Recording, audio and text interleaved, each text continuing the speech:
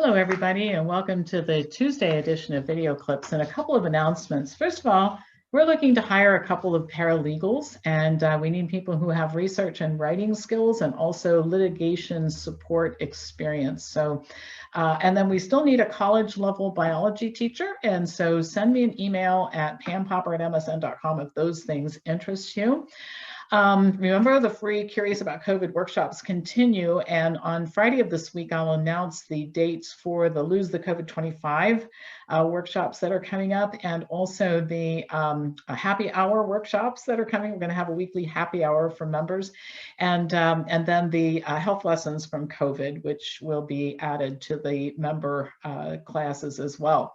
And then, of course, summer semester. I've already set the dates for the diet and lifestyle course, which is a great overview course. Both health professionals and lay people take this particular course.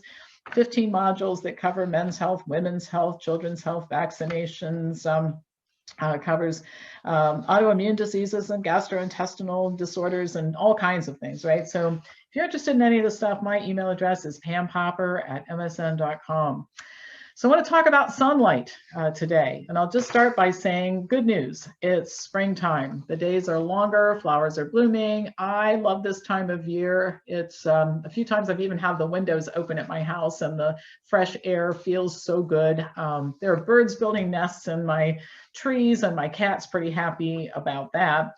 Every year about this time, I start nagging people to get out in the sun. It's time to tan. And notice I said tan, not burn, right? We're crystal clear that you don't want to let your skin burn. This means starting slowly and building up your capacity to stay in the sun over a period of time. So this weekend, if the sun's out, I'm going to try to get out there for 20 or 30 minutes and then come inside or be in the shade or cover up. And then eventually by the end of the summer, I'll be able to spend a couple of hours out in the sun. And how much time people can spend and how gradually they up their sun time depends on your skin tone, and it's highly variable from person to person. So I don't recommend sunscreen, by the way. It's not as protective as people think, and it prevents you from producing vitamin D and all of the other photo products that are a result of sun exposure. So there are referenced articles in our library about sunscreen and also some videos posted on this channel, which you can check out as well. In addition to looking better and feeling better, I know I'm pale and that's about this time when I need to get out in the sun. There are some other good things about sunshine. This is how your body produces vitamin D. There's a reason why, by the way, why vitamin D is not really in food. It's because it's a hormone that's been misclassified as a vitamin. The definition of a vitamin, just so you know, is something that your body cannot produce on its own and must be consumed in food. Well, vitamin D is a hormone that's produced in response to sunlight, so it doesn't really qualify as a vitamin. So lots of misunderstanding about that. But if you get out in the sun and you can let yourself tan over a period of time, your body will produce vitamin D and you'll store enough of it to last you through the winter. You don't need to supplement in the wintertime. And there are dozens of referenced articles on vitamin D and some of the misunderstandings about vitamin D that you can read in our library too, if you're a member. So another reason to get out in the sun, some interesting studies have shown that sunlight inactivates SARS-CoV-2, the virus that causes COVID-19.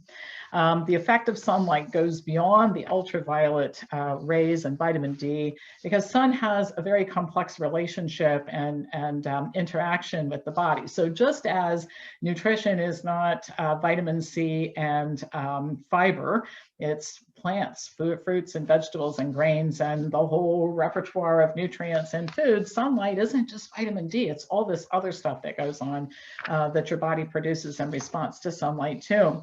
So some real interesting research started on this last year in labs where saliva samples and other mediums with viral particles were subjected to sunlight, and the response was so rapid. I mean, it just within a matter of minutes sunlight was able to kill viral particles. So if you get out in the sun, you benefit in a couple of ways. Number one, sunshine inactivates all the virus that's floating around, and everybody's always so worried about all that.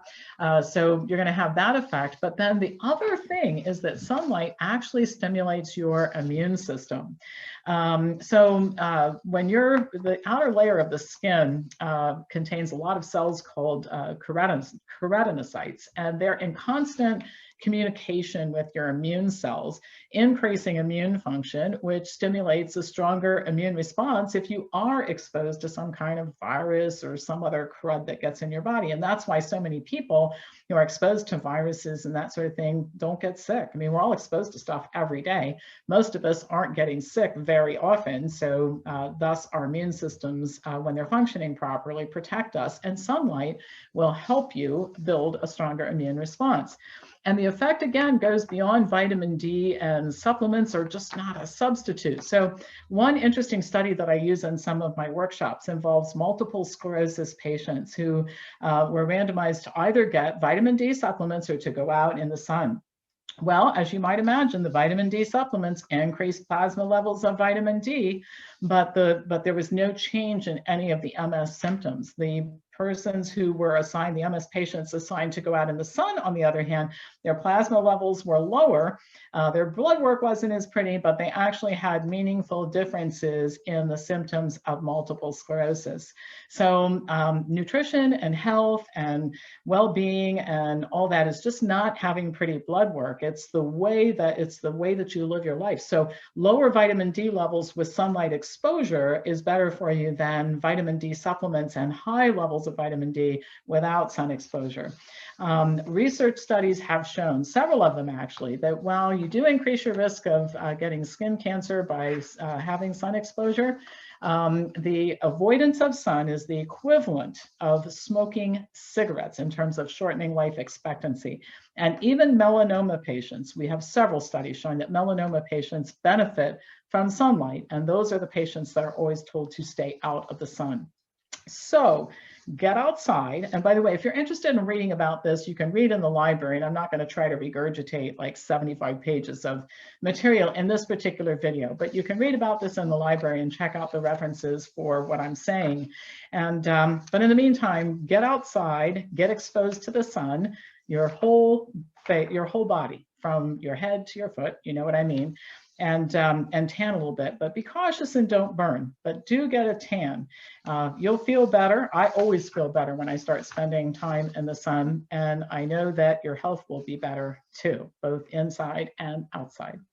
All right, that's all for today. As usual, pass this on to anybody who you think would enjoy watching it. Remember, I post videos on Wednesdays and Fridays, and a newsletter on Monday, but you need to subscribe to get to that stuff. So if you're interested in any of the stuff I mentioned in the beginning or becoming a subscriber, send an email to pampopper@msn.com.